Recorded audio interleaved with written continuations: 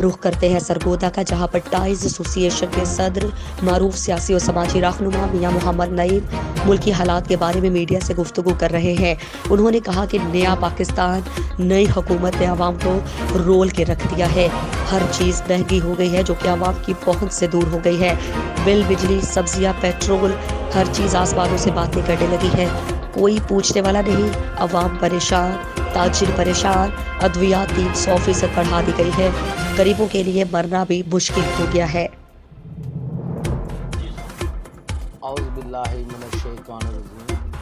बिस्मिल्लाहिर्रहमानिर्रहीम। देखिए, जैसा कि अल्हम्दुलिल्लाह में दुकान काज नहीं, अल्हम्दुलिल्लाह अल्लाह की रहमत से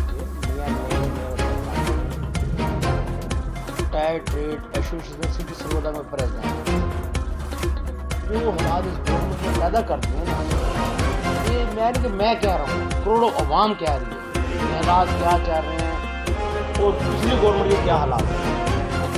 हम ये नहीं देखें जो पिछली गवर्नमेंट में, मैं आपसे रिक्वेस्ट करूँगा, मोटरवे कौन बना रहा है देख लें आप लोग, बिजली के मामला वापटा के कौन दुरुस्त कर रहा है देख लें आप लोग, अवाम देख ले, अवाम को सब पता है, ये नहीं कि नहीं पता है।